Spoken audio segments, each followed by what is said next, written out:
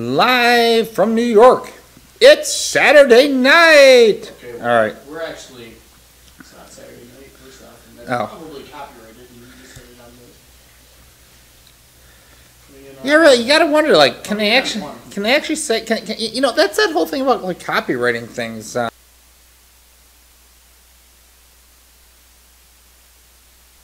coming back on. And you're on. Alright, we're on. Oh, wow. Hair is horrible tonight. And what side is it on? Rain? What's that? Way off. But do we have one closer? Do we have one? Go to 2? Check out 2? Do we like 2 yet tonight? No, 2's way out there too.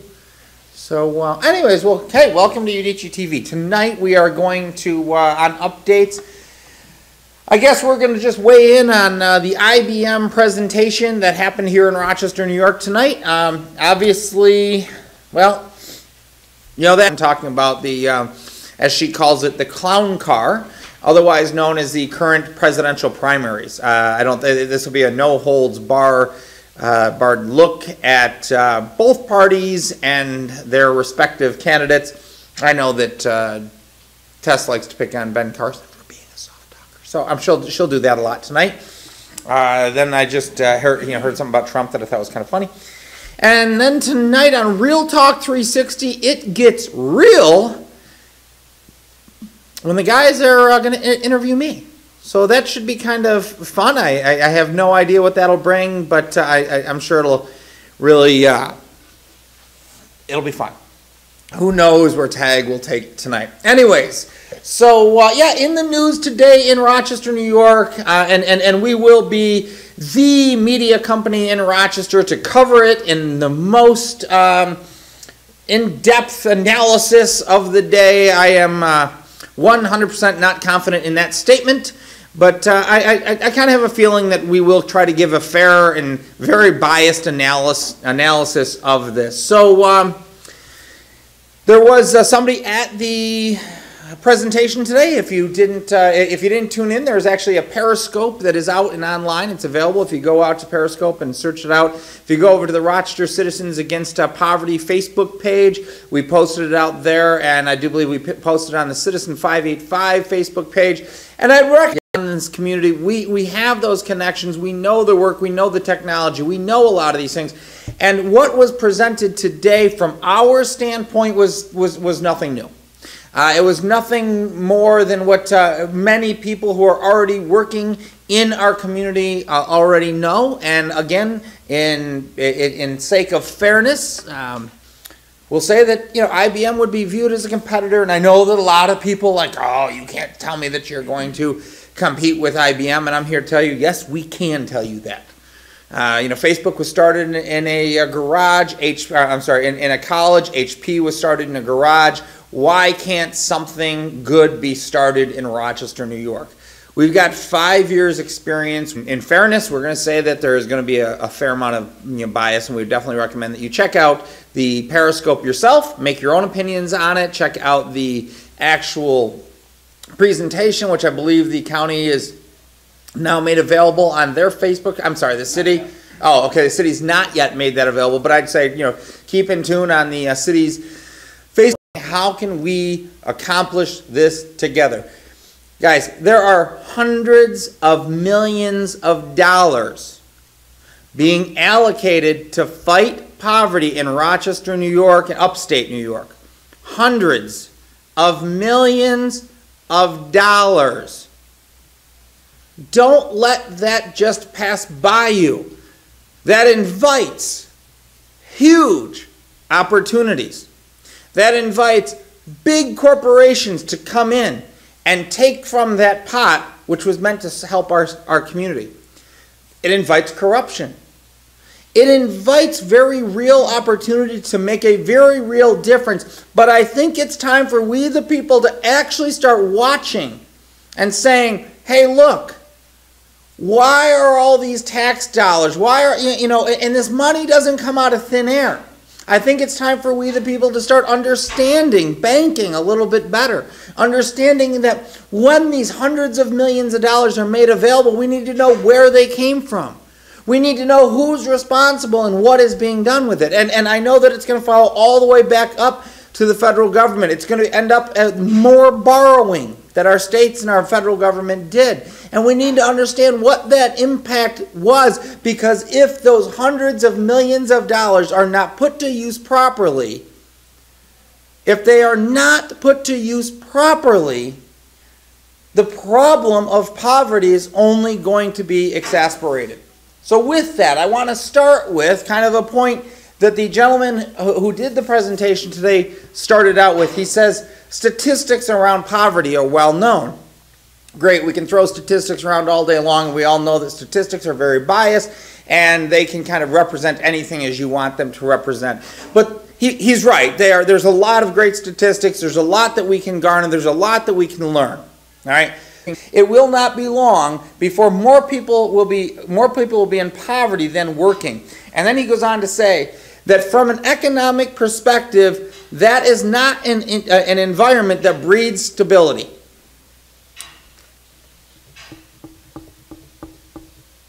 Thank you. I don't really know how else to respond to that, right? I guess to me, maybe that's rather an obvious statement, that once we have more people in poverty than we have working, that from an economic perspective, that does not breed stability. If you don't understand why that statement is abundantly true, you need to educate yourself. Once poverty surpasses, well, here's the thing. Poverty is already reaching into and affecting the working class, right? The middle class in America is now struggling greater than any other time before in our history. Do you know that this generation, my generation, is going to be the first if we don't change things? And right now we are not on the path to change things. But if we do not change things, we will be the first generation in American history to leave our children poorer than we are. They will struggle more financially than we are today. And let me ask you, how are you doing financially? How do you feel about your financial future? If you feel great, that is wonderful. I thank you, and I hope that you will use the knowledge that has helped you to get to a point of stability and reach down and begin helping others who need that same knowledge and that same awareness. I hope that you won't keep that to yourself, because we need more people like you. But here's what I know. A very large percentage of Americans are currently living paycheck to paycheck. A very large percentage of Americans, most Americans, are not ready for retirement. We will not have the ability of the government to support all of us. And if we do not make a change, our children will have it far worse than we have it today. And if you're okay with that, it's probably a good time to turn off Udicci.TV. What? Did you just say that? Right. If you're okay with leaving the next generation in worse condition than we are today, please, you're not for our brand. And I can say that with all sincerity. We're looking for people who are ready and committed to making a very real and lasting difference. So, with that, I'm going to go on from there. He brought out that income inequality. What's that? Break? Do you want to go to break? Yeah. All right, we'll go to break. We're going to go to break, and we'll come back. We're going to talk a little bit about income inequality and infant immortality rates. I'm not sure I made the connection, so we may just skip that one as we go, but we'll be right back.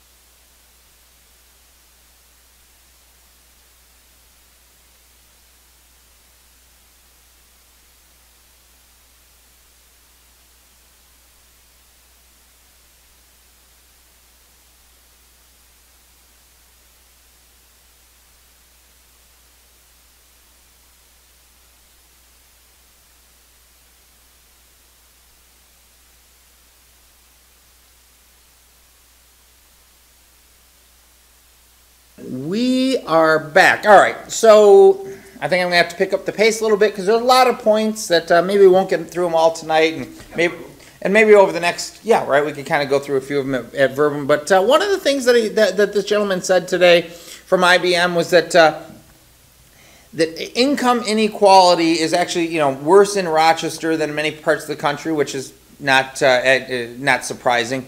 And he said that there's actually a correlation between income inequality and infant mortality rates. And through those 2 points that he threw out there, he said that just is the correlation between how poverty affects all of us.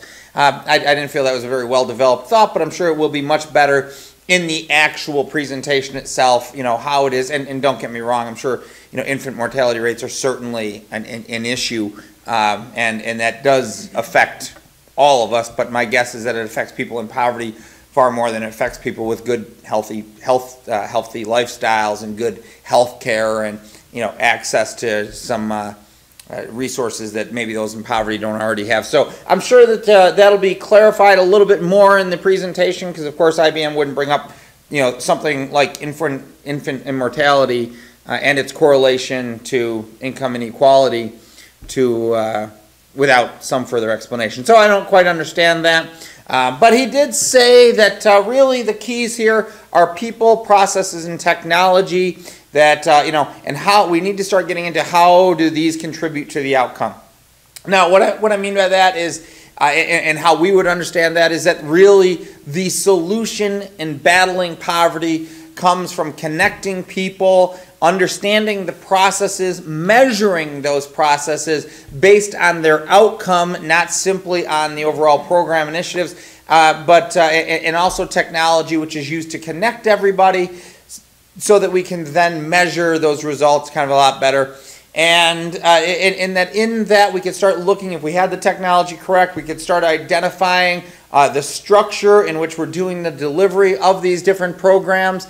And we could start identifying what are the programs where there's overlaps, where there's deficiencies. And right now we simply do not have that, and that makes a lot of sense. One of the things that I did take away from this presentation is that we're not going to have an answer in 6 months or a year or 2 years. But as we gather this information, then we'll be able to better understand where everything stands. And I get that, and it makes a lot of sense. That's a matter of saying, let's go out, find all of the organizations that are in Rochester. Let's find all of the programs that are in Rochester. Let's start categorizing them, collecting them, looking at them, finding out which ones are delivering to their mission the best, but moreover than that, which ones are delivering to the individuals the best. Not the organizational mission, but to the actual individuals. And then we can be kind of categorizing who's doing their job well, who's not doing it as well, where can we strengthen those that need strengthening, and how do we better allocate our resources. All of that makes a lot of sense, and of course if you've tuned into Udicci over the past couple of years, you know that's exactly what we've been advocating for, and that we believe that can be done right here in Rochester with the resources that currently exist. Instead of sending the dollars outside of Rochester to solve our problems, let's actually spend those dollars right here in Rochester doing the same thing that IBM is suggesting, that many of us have been suggesting. So he did actually say, as you've heard Tag say many times, Rochester is program rich, right? He says that we have a lot of good programs, and he says, but the access to those is difficult. So again, tuning into Real Talk 360 since last year, you'll have heard Tag's story about when he was first employed at Ibero. He was given the task of actually going out and identifying all of the programs that were in Rochester, and he was surprised to learn that there was like 900 and some odd of them. We can talk about that a little bit tonight.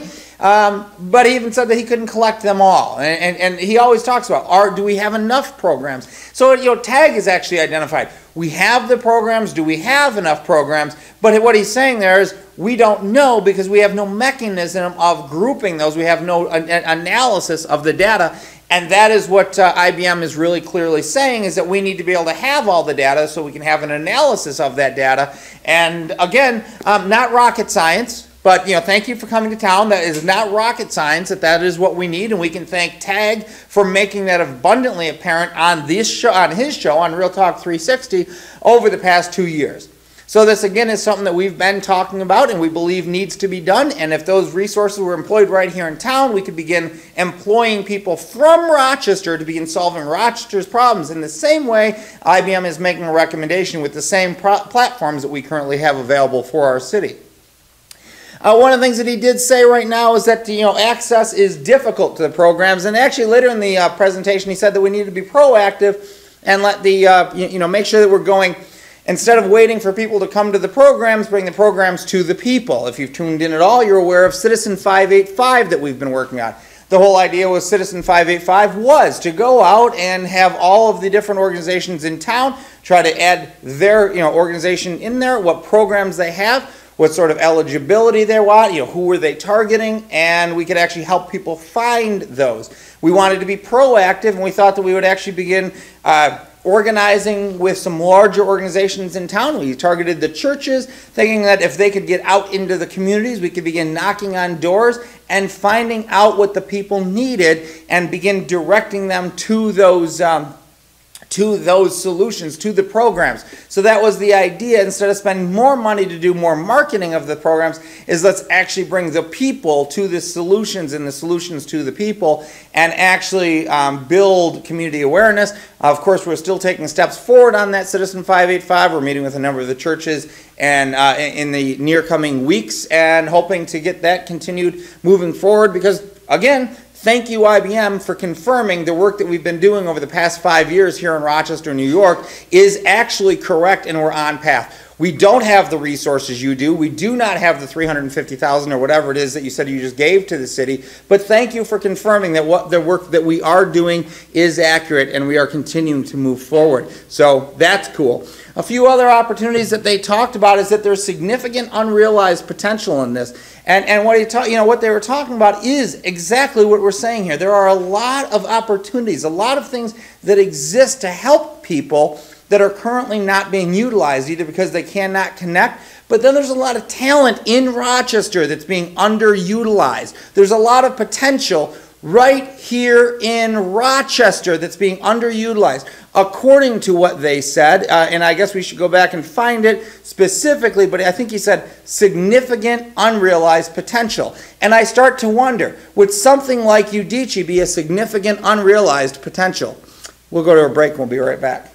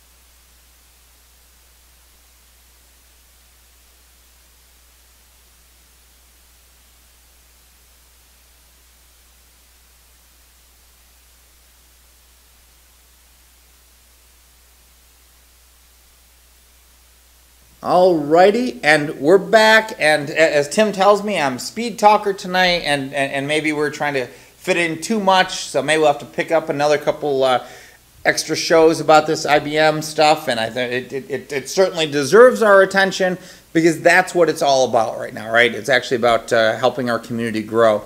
So Tim also said that there's a little facetiousness coming through, and I guess if you're hearing that, I'd apologize if it's offending you, but it's a bit offensive to us also. It's a bit offensive, to be honest. It's a bit offensive that for 2 years we've been on TV, on the internet, trying to tell people what we're doing, you know, and trying our best to reach the community with the limited resources that we have, and, you know, the connections in our community, that we haven't been able to have the conversations with the people we need to have that maybe could have already had this begun on the ground. So I do apologize if there's a little bit of anxiousness that's coming through tonight. A couple things that I do want to hit on before we go too far out of here. First and foremost, one thing that we also agree with them on, and I guess in fact we should begin to say there's really not much that we don't agree on with IBM, because those are all the things we've already been working with different people in the communities on and creating the solution. So we really agree with pretty much everything they said. One of the pieces was that we start focusing on outcomes of the person and not the outcome of the program. Absolutely, but how do we do that? Well, first we need to be able to have the mechanism of, for lack of a better term, engaging with that person on a regular basis. That is part of what Udicci has been designed for. That is a part of what the Citizen 585 would be built out to do, where each person would have their profile, and based on the organizations that they are interacting with, and that information could be shared amongst relevant organizations. But it begins with, as they said, like finding out what the person wants to accomplish, finding out what their goal is in life, and then actually helping them navigate that goal, giving them the support where they need it, and, you know, helping them to be a little bit responsible for themselves, but giving them the support as they need to grow from there. There was a bit of a, let me take a step back. I have to fully 100 appreciate what was said today. He said that we need to start understanding that data is an asset. Now, this is key. And this is a key point. We absolutely believe that data is a personal asset. Now, I understand that not everybody may quite get why and what's involved with that, and he does explain it a little bit today, why it should be considered an asset, but I'll simply look at it this way. Facebook is worth $250 billion because of the information, the data that they know about you. And they're able to sell advertisement spots to other people because of your data. So $250 billion worth of data, and that is a poor valuation of data itself, because that data is not being fully utilized, right? If it was actually being utilized to strengthen the individual, like here are the goals and here's what you want to do, what is your understanding, where are you currently, how can we help you to grow? Now imagine what the value of that data is when we know what it is people need and how it is we can help them grow, and that we can actually begin to appreciate the value of that information. It's far greater than anything that Facebook would be using it for. So data is indeed an asset, and we want to drive that home like there's no tomorrow, because this is my next question. Who owns the data? If the answer is anything other than the citizen, run. If you don't have the right to control your data and share it with who you want to share it with, run. All right? Because right now, the extraction model is something like the $250 billion that Facebook is worth, and the billions upon billions that all of these other organizations are worth off of your data that you are not getting paid for. We want to make sure that if there is value in that data, which is an asset, that it should be given to you, and you should have the rights to use it as you so choose. In many ways, your data is your personal property. right? You have information that is of value to you. Now, I do believe as a community, we should make some of that information available for analysis, and that again should be your choice. Which data do you want to make available for analysis? Now, if you're sharing it with different community organizations, certainly that should be available for analysis, right? Because you're getting help and they're helping you in one way or another, but there still may be some personal information if we think about like health information. That's not what we're talking about here. But there is certain information that needs to be protected, and there's certain information that could be shared. But you should have a voice in how that data is utilized. That's a much bigger conversation for another time, but that was a key point that I'm like, I need to understand who's going to own that asset that we're trying to harvest from our community. Think about that.